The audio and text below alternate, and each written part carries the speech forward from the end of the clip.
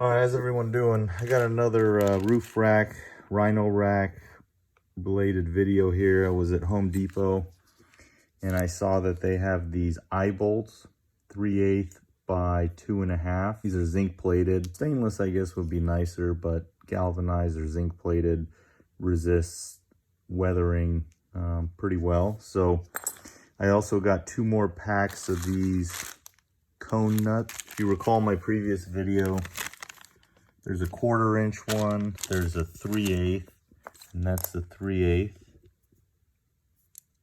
So for people who want to mount stuff to their roof rack, I would get a lock washer, put that in between, and then this cone nut is going to sit in your track. This company here, Thomas and Betts, you may be able to find those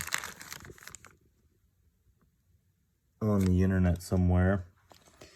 But these are also, they say steel that are gold galvanized. Look at the gold shining.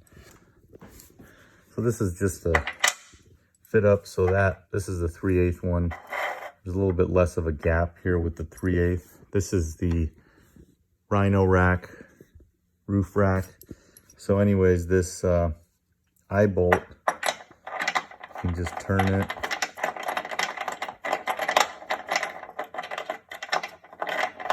Just remember to have a lock nut and a lock washer.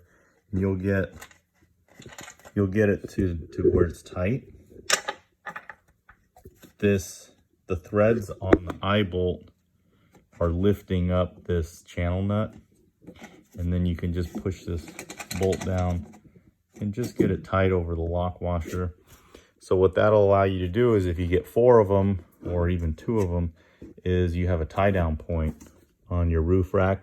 And just be careful, the roof racks are aluminum and these components are going to be steel, so if you crank enough you could bend these aluminum lips. Torque them to where they're tight. You can check them after you drive a little while, but you certainly do not want to over torque torque it down to where you can't. Just remember, when you're on a wrench, you get a lot more torque out here than tightening up closer to the nut. So I would just get them snug plus. I wouldn't over tighten them, but with a lock washer, you'll be pretty good. And then just check them periodically. Usually when I get gas, I'll go through and I will check these fists. I will check the roof rack itself. And then I will check some of the other connections. So like on the awning here, I'll just look at them periodically, and then you can torque them up every once in a while. So let me know if you guys have questions. Thanks everyone for watching.